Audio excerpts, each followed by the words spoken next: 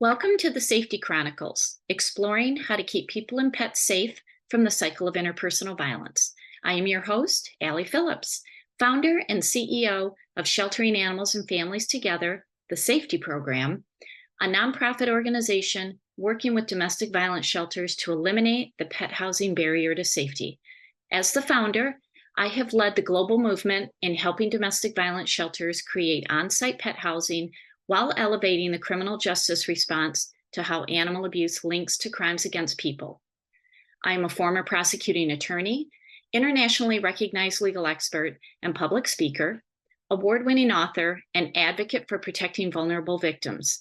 In this podcast, we will explore how and why animals are harmed in the cycle of family violence and the human-animal bond that keeps victims in harm's way with their pets.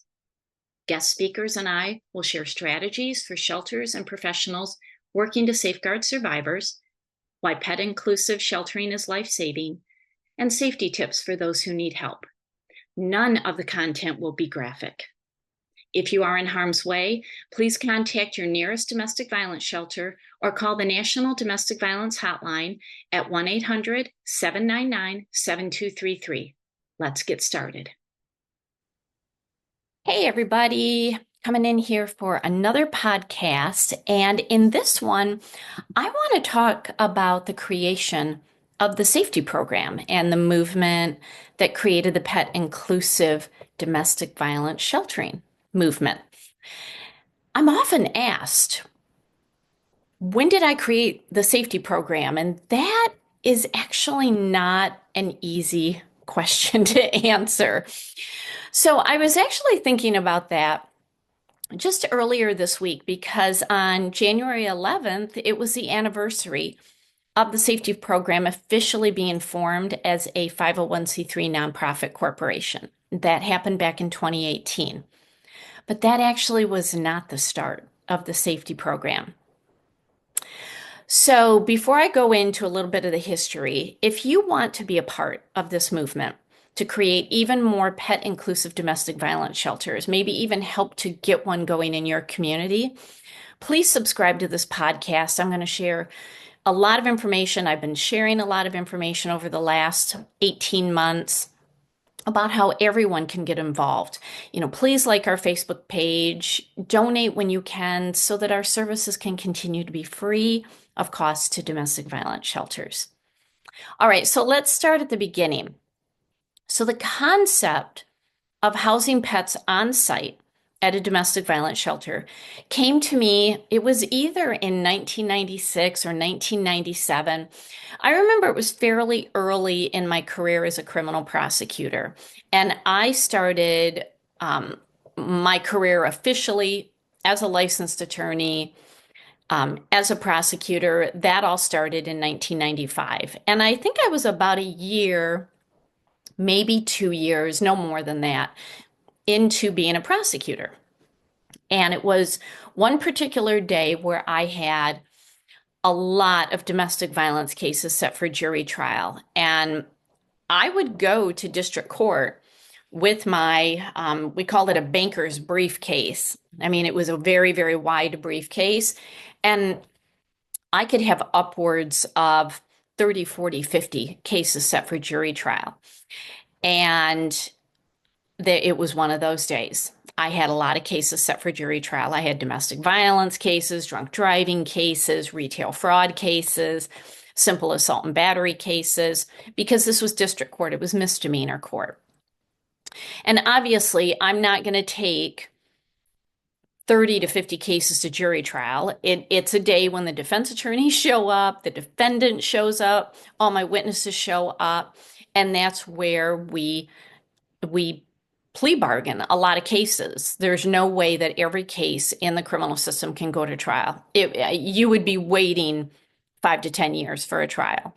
So we work out the best deal that we can. It's all dependent on whether the defendant showed up, did the complaining victim show up, did my police officer show up. So there's a lot of people in the hallway. And I had a conference room that I always used as my conference room to put my crime victims, especially those who were victims of assaultive crimes. I didn't want them hanging out in the hallway with their offender or the defense attorneys. So I had a lot of people in my conference room. I was working out the deals and going into the courtroom and putting the guilty pleas on the record. And I got to the very last case, and this was close to lunchtime. And I looked at her and I said, you know, your husband is not interested in pleading guilty to the domestic assault that he committed. So we're going to pick a jury after lunch. So, you know, go have lunch, come back, and I'll get you ready. She couldn't even look me in the eyes. She had her eyes down on the ground, and she said, "I'm not testifying. I went back last night to him." And I said to her, because this was post O.J. Simpson when all the rules changed about domestic violence cases. And I wish I remembered her name. I very much remember what she looks like, but I don't remember her name. And I said to her, I'm like, this is the state of Michigan. This is me prosecuting your husband. This is not you going against your husband. In fact, on the criminal complaint, it says state of Michigan versus your husband's name. I'm going to call you as a witness, just like I call the police officers and the neighbor who called 911 on your behalf. I'm going to call you, whether you like me to do that or not. And we can put on the record that you are here under subpoena. You are not here of your, you know, free choice. We can do all those things to protect you. But I guess my bigger question is, why did you go home? And this is what forever changed my life. She was able to look me in the eye and she said, I went home to protect my 2 dogs and my goat. He's already killed one of my dogs, and I would rather go home and die trying to protect them than to walk away like a coward and have him murder them. And I was speechless. I'd never heard of such a thing. And I said, okay, I need you to come with me.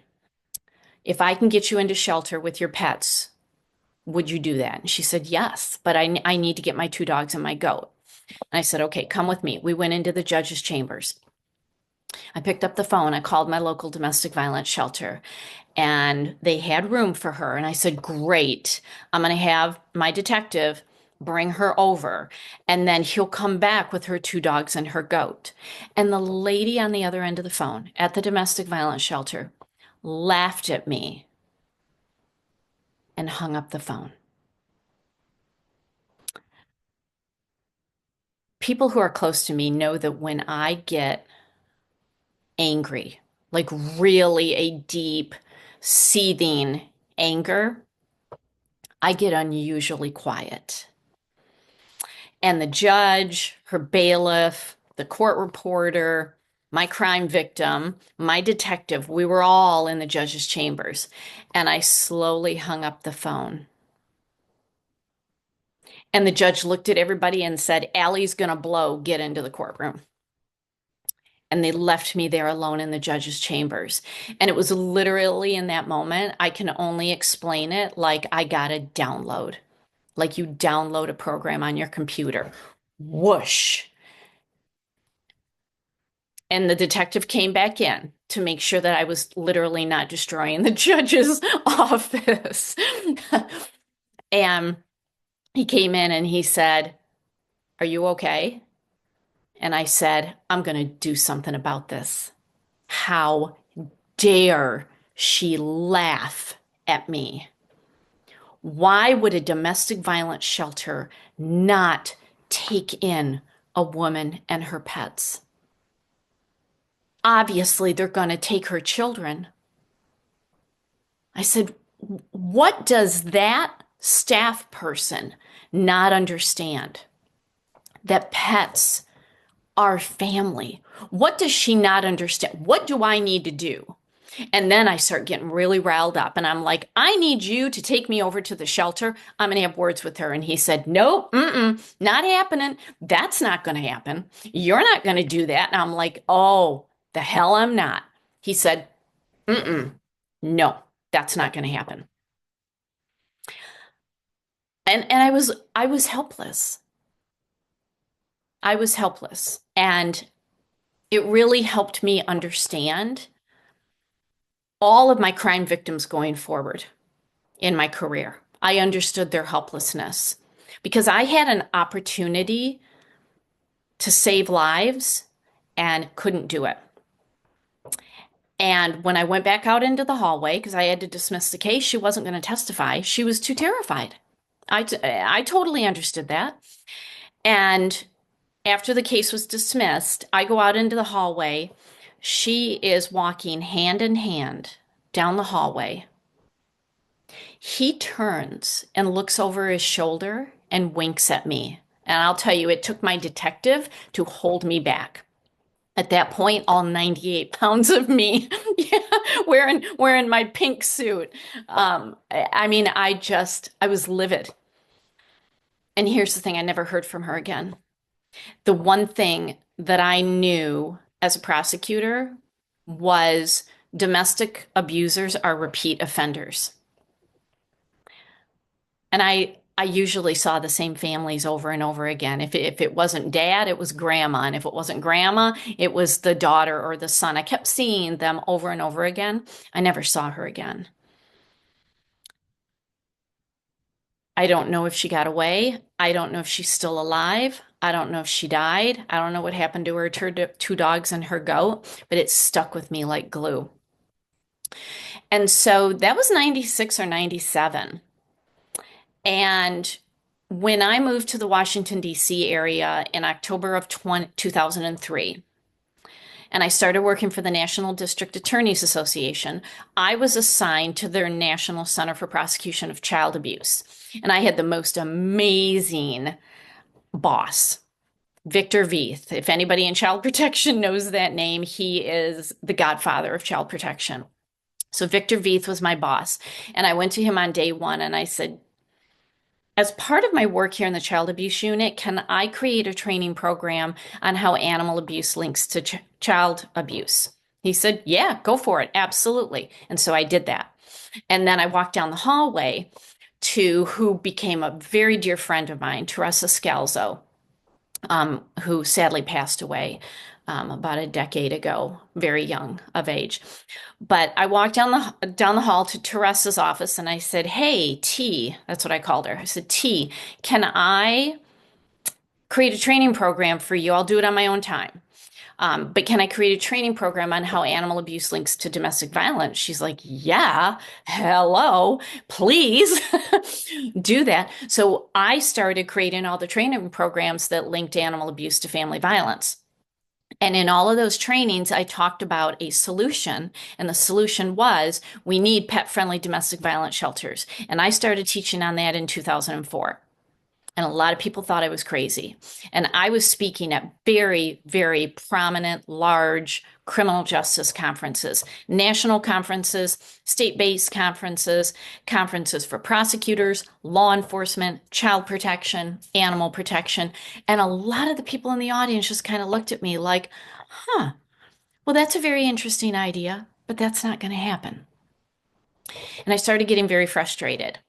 Well, then in 2008, I had moved over to a national organization that worked on protecting animals and children. And I was running the legislative office in DC. And while I was primarily focused on legislative efforts, this organization was founded on the premise of the link between violence to animals and violence to people. And so I took my concept to them and they loved it. They took it to the board of directors. I was a vice president at the time. And so I took it to the board of directors and they loved it. So we gave it a name. That name no longer exists. And I officially published my written guidelines. And the guidelines were written as I was helping a shelter in Virginia to get their pet housing program started. So we even started the very first grant program for domestic violence shelters to get started in their pet housing program. Now, unfortunately, that grant program is gone. And that national organization eliminated all of their link related, human animal bond related programs in October of 2010. So in October of 2010, I renamed the program to Sheltering Animals and Families Together. The acronym spells SAFETY. And so the SAFETY name was officially launched in October 2010, even though 14, 15 years earlier, I had come up with the concept. It now had an official name. And again, teaching on the concept, helping shelters, talking to shelters, doing it all free of charge, doing it all in my spare time because I had then gone back to the National District Attorneys Association. But by then, I had about, I don't know, I'd have to speculate, maybe 30 or 40 domestic violence shelters that were pet friendly at that point. So it gave me some credibility to really get out there and teach on this. And like I said, I was doing it in my spare time. I was doing it for free. And then from October 2010 until January 11th of 2018, that is when I officially incorporated the SAFE-T program as a 501c3 nonprofit organization. So the concept for the SAFE-T program is about 27 years old as I tape this in January of 2025.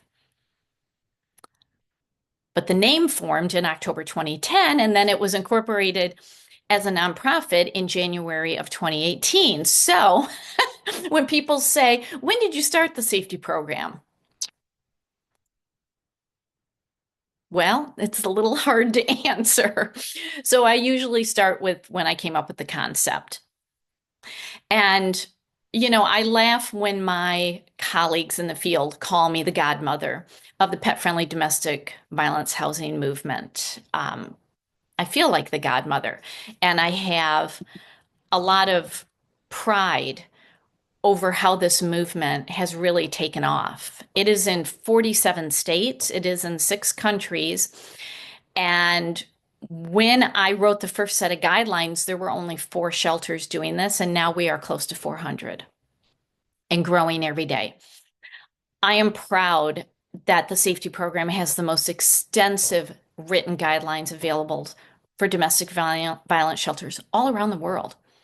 A shelter can request the manual just by going to SAFTprogram.org, click on the link, and request it. They can get the manual, they can follow the guidelines, and they can set up their program, and I will virtually have no idea that they've done it. We are here to help them, but the manual really helps. I mean, it has helped hundreds and hundreds of shelters get going. I know that there are dozens of shelters, maybe more out there that are pet friendly that we are not aware of. So if you know of a shelter that is missing in our online listing, please email us and let us know. I will put the link to the shelter listing below. So please check it. And if you know of a shelter that's not listed, please tell us, because that page on our website is visited thousands of times a month, and it's being visited by people who need safe housing. So we do our best to keep it updated, and we want to make sure we have a complete listing. So I wanted to share that as we are at the anniversary of the incorporation of the SAFE-T program, but the program, it goes back 27, 28 years. It goes back a long way. And every day we are focused on this. We are here to help the shelters, and we are here to help the partners, the homeless agencies, the animal shelters, and the veterinarians who are partnering with the domestic violence shelters to make this sustainable. So please subscribe to this podcast so that you can be a part of the movement. Donate to our program as you can so that we can continue to offer our services for free to domestic violence shelters, like our Facebook page. Just stay connected to us. And if you know of a domestic violence shelter that is not welcoming pets on site, ask them if they would go to our website and request the manual. They can read through it. They can read everything about how to get started, and it's going to answer all of their questions that have kept them stuck at not doing this. All right. So that's all I got for today. So thank you for listening to this point. And please comment below. Please like this post, this podcast, and comment. I'd love to know what you think about our starting. All right. Thanks for listening. Have a good day. If you are in harm's way and need help, please visit the Pet Inclusive Shelter listing at SAFeTYprogram.org. Call your nearest domestic violence shelter, or call the National Domestic Violence Hotline at 1-800-799-7233. Want to support our efforts and help us keep the SAFeTY Startup Manual free for domestic violence shelters? Consider donating at SAFeTYprogram.org/donate. Your donation saves lives.